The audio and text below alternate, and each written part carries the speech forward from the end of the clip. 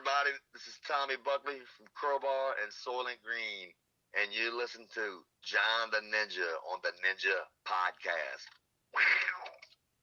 Ladies and gentlemen, how you doing? It is John the Ninja live in the dojo, aka the dojing, aka the John the Ninja Studios. And you know this man, and the gentleman I'm here has been literally drumming since the age of 3. And much like me, and I'm sure yourself, he's inspired by Kiss and AC/DC, and then all these other wonderful, great rock drummers, Frankie Banelli, and then we go on to Mikey D of Motorhead, and then back to Nico McBrain. His bandmate said if they got a Marshall stack and a wig, they'll like him. But he's literally toured with Pantera, Overkill, Gore, Suicidal Tendencies. He's even auditioned for Slayer when they lost Dave Lombardo. The gentleman I'm speaking of is Tommy Buckley. This New Orleans native gained his claim to fame by being a part of the band Soilent Green that formed in 1988. Don't confuse them with the movie. They were innovators, which was part of that now known Nola era of bands like Acid and Choke and others. He was contacted by a longtime friend, Kirk Windstein, to join the amazing band that we're talking about today, Crobar. With them, he is their longest tenured drummer and second longest remaining member next to their founder, Kirk. He was on The Serpent of Only Lies, Symmetry in Black, and some of the Wicked Hands. But today, we are here to talk about Zero and Below, the band's newest release, out March 4th. It's the band's 12th studio album, and it has a balanced, compact, diverse sound. It stretches out, has life, and keeps you engaged. It ranked 9 out of 10 by the wonderful Ghost Cult magazine. Ladies and gentlemen, they are coming tonight to the Reverb in Reading, PA at 7 p.m. Ladies and gentlemen, I give you the great Tommy Buckley. Sir, how are you? John, thank you very much, sir. Obviously, you've done your homework. Thanks for the kind words, man. I really appreciate all that. I'm doing great. Good, sir. It is, I can't tell you, the adrenaline is pumping. It's like if I was going to go out in front of a stage like you are today. I've talked to a lot of these bands that I've mentioned earlier, and they always had great things to say. They always brought your name up in the conversation when it came to certain elements of learning how to have a groove and being a good drummer, being on time. It's truly fascinating to watch your story. Sir, how are you feeling physically? Because I know you're 52, but you guys are on that old school grinding tour. You got dates, and it's just every other day. I was wondering how you're feeling so far. I'm not feeling too bad. I'm hanging in there, man. Other than, the stomach thing, I got a little stomach issue that goes on, but, it's a daily struggle. It's stomach acid, but I take stomach medicine every day, and go to the GI. I go, you got to get the uppers and the lowers, and you got to keep up with your health, man. That's why I'm still alive today. For staying persistent on the cancer, checkups and basically finding out. You gotta stay on top of your follow up. With your doctor visits. And knowing you had prostate cancer in 2013, you were able to catch it early, beat it, but you have to do the checkups every now and again. You have to stay in shape. I was wondering, after you were cleared, what did you change as far as your everyday living? Did you have to do the healthy lifestyle? Did you have to change too much? And then even more important, have you been able to help anybody that was in your position? Because when you hear, hey, you have cancer, that can be like a total flip of the switch. Your life can feel really depressing. So I was wondering if you were able to help anybody through that particular situation like you had to go through. Actually, I had someone send me a book at that time, and it was called The Cancer Killers. The subtitle was called The Cause of the Cure. And it was really scary and helpful all at the same time. It was about a doctor that had some tumors pressing up on behind his eyes and his head. It was like stage 5, and he reversed it and lived. But the second to the last chapter of the book was all about the do's and don'ts, pros and cons, just like the good eats and the bad eats and carbohydrates and fats. The goods and the bads of all of that, protein, and it just went through everything. But it was helpful. But on the other half of the question, it was kind of odd because all these years later, I had a good friend of mine was actually a drummer I went to high school with. His name's Mike Martin, and he played in a local band in New Orleans. And, he got cancer, prostate cancer, and he called me. for some help, and I had to literally like put out a fire with him because I mean I saw what I went through in him because he was pretty nervous, and I just kind of had to set his mind at ease, that he was going to be all right. And not much. I think it was before that I got a call from someone that was telling me they gave the drummer for Zebra, Guy Gelso, my number. And next thing I know, Guy and I are friends because of prostate cancer, and he's beat it since then. He's went through breast cancer and prostate cancer, and the breast cancer was back in the 80s, and only 1% of men get that. And he and also the great Peter Criss, got breast cancer. High ironic, two drummers, but beat it, both of them. And it's wonderful that you were able to take your experience and help them out, put them at ease. It's a great thing that you all are also from the Louisiana area. You guys have this groove that's it really can't be explained, but the closest thing we could say is the R&B vibe. And like I said, that's great. Like I said, you guys, man, you've been drumming since 3, and I was curious because with so much music history down there, all the people you've met, I was wondering, what would you consider the biggest, I want to say, take from that area? We have our influences. You and me, we both love Kiss. We both love Maiden and AC/DC. But if we're just going to isolate what the Louisiana scene gave you as far as your drumming technique, what would you say that is? I tell you, I think you're very right about the kind of R&B soul thing. Kirk always jokes around, says, he thinks we all, have a little bit of R&B and soul and funk in us. Craig and Sid and myself, we were all actually taught by the same drum instructor by the name of Ray Franson, who graduated from Loyola University. He's got a degree in music. He's a great player. He's like a jazz fusion type of player. So, all the stuff that we were doing was kind of silly and meat-headed to him, but he knew, that we all had something about us and some talent that he saw in us. But he's a great guy, he worked with us. And as far as me as a player, I think, other local bands like Exhorter, absolutely, definitely Exhorter. Chris Nail is an amazing drummer. He was in the LSU drum corps, played on the LSU snare line in college when he was at LSU. And, he's phenomenal. He's written his own book for the Law, I believe. He wrote out all his drum parts for the Law and released the book. As well as all his music stuff. The guy's really, he's something else, man. He kind of definitely influenced me. I give a lot of props to Chris Nail from Exhorter. He's a good friend of mine. And the drummer for Flesh Parade, which I gave props to in an interview just the other day, man, Todd Capitone. At the time I was transitioning. I think Soilent Green was kind of going from a thrash type of band, more or less a thrash metal band, to like a grindcore, leaning toward a death metal type of thing. But I was kind of more getting into like Morbid Angel and stuff at the time. And Pete Sandoval was like a big influence on me. So, as well as, Benante, Charlie, man, is amazing. And Dave Lombardo was like, all those thrash drummers back in the day had a big influence on me. As well as the power players, Tommy Lee, dude, was absolutely my idol. When I was a kid, man, I think every teenage drummer wanted to be Tommy Lee. But and that was me, I'm still very influenced by the power playing of Tommy Lee. He's a great solid player still to this day. But, in the scene, I'd definitely say that, like maybe Exhorter and Flesh Parade as far as like the players that were friends of mine, kind of, and what I was listening to at the time, And it's one thing that I have in my notes, and I remember seeing this. I thought you and Kirk met later down in your career, but it turns out you guys met like 86, 88. Forgive me if I don't know the exact one.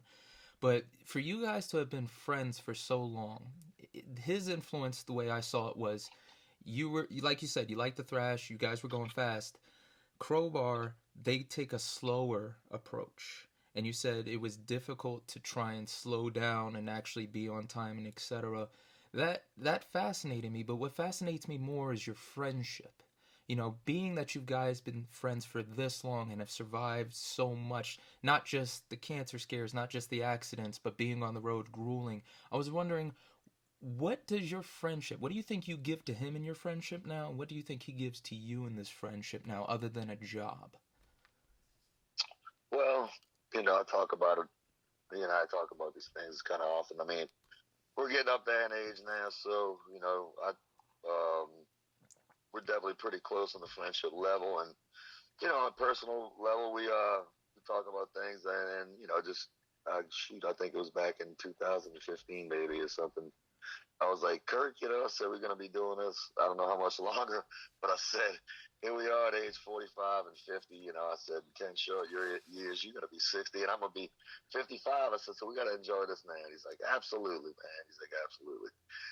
So in that, we just try to look at it in that light. And me personally, man, I go out there and just try to crush it every night like it's my last show. And like Atlantic Records is watching you.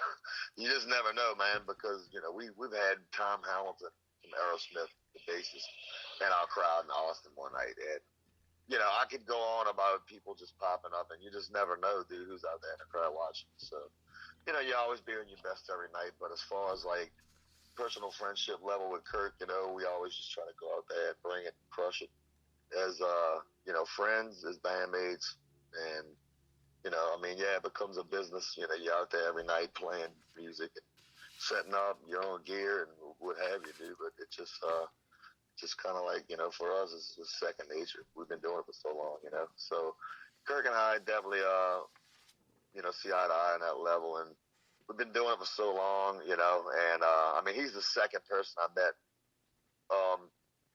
from other bands within the music scene. Phil Anselmo was the first person I ever met. I didn't know anybody before I knew Phil.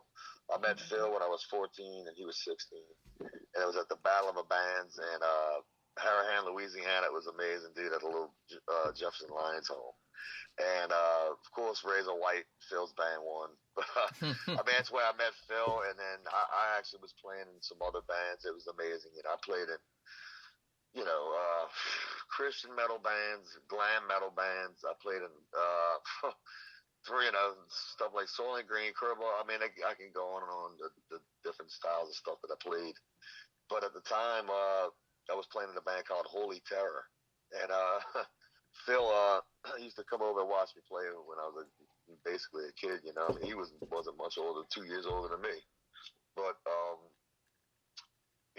it was kind of strange because Kirk was good friends with my guitarist, Gary Wilson, from the Christian metal band Divine Right. Hey. And that's how I met Kirk. We just were hooking up at parties and going out at different things. And Gary used to work at a daiquiri shop, so everybody used to go kind of hang out at the daiquiri shop on weekends. And of course, I was underage. I wasn't supposed to be in there sneaking in. And, I was kind of always ahead of my time, man. I always jammed with older musicians. So, I was always 2 or 3 years younger than the guys I was playing the band with. But, nonetheless, me and Kirk definitely on a, creative level, I tell him all the time. I said, dude, definitely, absolutely, I feel I'm like your writing musical partner. And, for the last 4 records and, 6 years before that. So, it's 18 years now, And that's beautiful. I love how you were talking about when you guys get ready for a tour, luckily, and it's not just because you guys are so close, but you guys are all professional musicians. It's lost on the crowd how good you have to be to lock in with somebody else that you haven't seen for a while. It takes like 1 or 2 practices and you guys are good for a show. I was wondering, was that the case for this particular tour? Did you guys really have to go in and rehearse because it's such a long tour and because of the pandemic? Because I know you guys opened up. You were the first band in Louisiana to officially open up the city and play a show. And it was one of those cases where it's like, 1, 2, and we're good. But what an honor that is. So I was wondering, for this particular tour, did you have to really put a lot of time into that rehearsal? Honestly, we try to rehearse as much as possible. There's some things just don't allow you to do that sometimes. Everybody's personal schedules. I have a personal, a job when I'm at home that I work when I'm not touring. And, there's just life things in general. mom's sister, which is like my favorite aunt, you know, passed away on a Monday, and dude, Kirk's dad passed away like on a Friday. So it's pretty rough. We had some stuff going on before we left, and we tried to squeeze in whatever rehearsals that we could, but it just kind of reminded me of going back to my sickness when I got sick, and you know, I didn't pick up a drumstick for like 6 months, and then we went into that room, and you know, Matt, Kirk, and myself, and we just jammed, and it was like, wow, we all kind of just looked at each other. It was like, it's kind of like I didn't miss a beat like any of us missed a lick, you know, and we still do that to this day. That's amazing. Like, we'll go in there, we won't even, you know, I mean, I can honestly say this on a podcast now because we've done it and it's over with, but we've went into a Euro tour with zero rehearsals, zero practices, zero. And we went in and talk about being nervous as hell, but we went in and pulled it off, man. It was like pure muscle memory, working off of pressure, I guess, just being under pressure. But you know, I told Matt it was like literally it was a secret show in London, England, in an upstairs little hole in the wall bar. And it was like 300 people there that night. And of course, everybody found out it was Crobar, but it was a free, you know, secret gig. And you know, there we are, going up to play the show with no rehearsals, and it was a live stream gig. So basically, I had a camera right over the top of my head on an angle, and man, we just went in and we did it. You know, it's like I looked at Matt before we went on. I was like, oh man, I'm like, they want a free gig, and Matt's like, they're gonna get it. So that's like the joke still to this day. But it's kind of amazing how this band works, dude. That we just I don't even know how it happens that way, but we'll go in and we'll play a song that we haven't played in 3 months or whatever, and you know, Kirk and I, we all look at each other, and Kirk shrugs his shoulders. You know, it's like, well, I guess we're good. So you know, we just keep going on and picking some songs, you know, and trying to figure out what we want to do at that time for whatever tour, you know.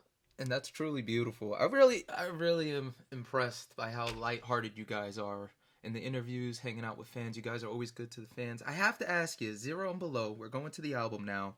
The one track that I really was like, you know what? This is, it is ominous, it's great, but it sticks to the feel, but you were doing different time changes. For me, it was Her Evil is Sacred. And unlike all the other songs, that was the one, for me at least, that's the one that caught me off the technicality of your playing. I was curious if you could walk me through the writing process, because I know in years past you used to just listen to the music and you'd write on the drum pad and then go for it. But again, this one's a little bit more technical with the less is more technique plus extra. So I was wondering, could you elaborate on what you were thinking when you heard that music? Is that okay? I think that's the one with the little riff, the bow diddle down diddle down. Is that the one? Or is that the one before? Don't tell me they all sound the same. I know we AC/DC fans, but no. It's so funny because you know I've listened to that album so many times, and I was trying to give it a break. You know, before it comes out, we just you listen to it so much, and then by the time it's released, it's old to us. You know, so especially that now it's 4 years old after or whatever the case was. It's 2 years old. It was recorded in 2020 and released in 2022. So it was a long wait. But no, I'm trying to think the track because I was listening. I listened to it not too long ago. You know, I popped it in just to kind of give it a listen and just to sit back as if I was somebody else not in the band and listening. And what would I think? And I thought it came out to be a great record. You know, and it was just a good solid record. But as nuanced as Crobar is, was there a particular song that, not even just off this album, but you felt really put your athleticism to work, that you really feel like, you know what, as a drummer, this is one I really have to watch out for, whether or not it's being slow and on time, or one that's just like, you know what, I'm tired after this? Yeah, I definitely think is the track of the record. I know Kirk always says it's called "It's Always Worth a Game." It's more of like an old school rock song. He was thinking more of like a Motorhead type thing when he wrote it. But like for songs like "Her Evil is Sacred," and stuff like that.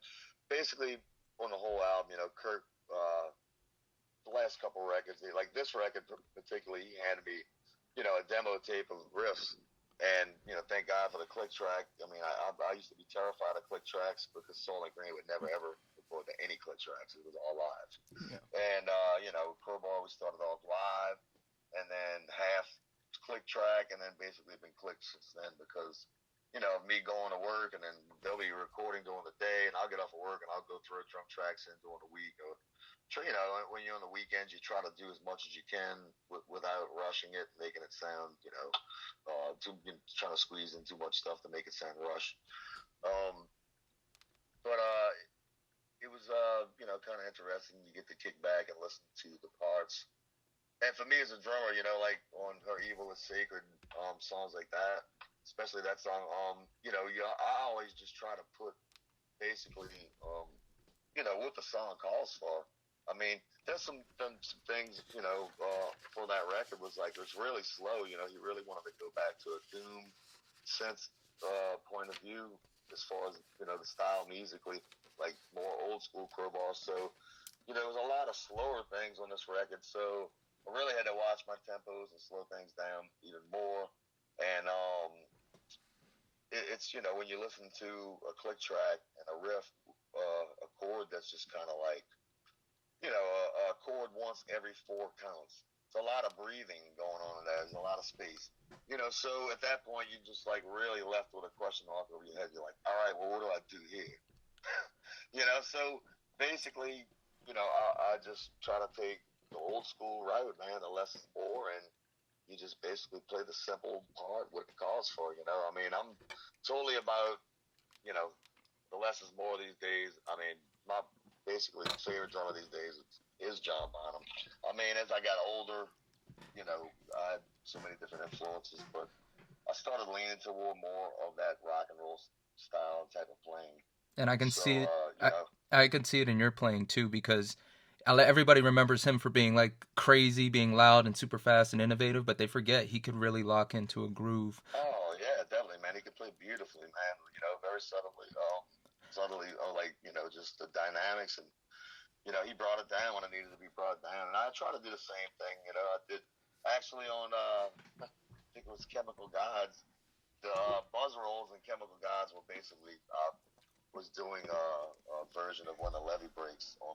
I got a green Bonham Sparkle kit, a lovely kit, a 1976 kit that I got from the sky of a Craigslist back at home, and I took that kit and went and recorded it. When the Levee Breaks recorded with it in the studio, and I mean, just all that. It's been so much of an influence on me. I just try to take that route. I mean, the Soilent Green stuff was so crazily overplayed, and sometimes I kick back, and if I ever hear any of it, it's like, wow, what are we doing? Or what were we doing? Or what were we thinking? It's like it's a lot of crazy stuff going on in the Soilent stuff, and then so with Crobar was definitely it was a little stranger trying to kick back and play in the pocket and the groove. But perfect example of that was like the Full Force DVD with Full Force. I was basically kind of embarrassed of that DVD. It's a great DVD. Every bus on the road having fun, just going out thinking the show, but you all you got rushed tempo. So for me, it's like I watch it and just kind of put my hand over my head, like, oh God. And but I just got in the band, so it was only in the band for like 2 or 3 months, and still figuring out how to be the drummer of a Crobar. And you've achieved that fabulously. I know you have to go, sir, but I always end with the most important question. What's the best piece of advice someone else has given you? Someone that you off the top of your head. It could be funny, it could be serious, but they said it and it always stuck with you. But it had to be from someone else. It's probably my dad. He always says, son, don't ever give up or quit. Because the day you do, obviously there's nothing else in front of you left. You're not going to have any more recordings, no more gigs, no more tours, no concerts, nothing. So at that point, that's the beginning of it. But he always says, hey, like I said, he tells me to, be on your best, because you never know who's out there watching you. And my parents always been behind me, thank God, because some kids, some people growing up never had that. People's parents were totally against them playing music. So I was fortunate enough to have support. But my dad always told me, he's like, son, he's like, I don't think this is the last stop for you, all these crazy metal bands, And I'm like, Dad, he's like, Soilent Green and Crobar. So I'm like, you know what, you might be right. I tell him, Dad, you might be wrong, but hey, you got to be on your best every night. And like I said, I learned a lot from my father and things like that. And you just bring it, man. You just go out there and bring it. Do what you do. It's like riding a bicycle. Absolutely brilliant. 100%. I can honestly say that was one of the more fun, exhilarating interviews, only because I've heard so much about this man, and the hype was all of it. Tommy Buckley of Crobar. Crobar coming tonight to the Reverb. Don't forget to go get your tickets. $25 to get in, and it's going to be a wonderful show. I've been to the Reverb so many times, and seeing this band will change your life. If you're questioning it, check out their show at Wackin', and then go see them tonight and thank them. Good sir, thank you so much for your time. I truly appreciate it. Not a problem, John. Anytime, brother. And guys, we'll see you next time. As always, be smart, be mindful, and rock on.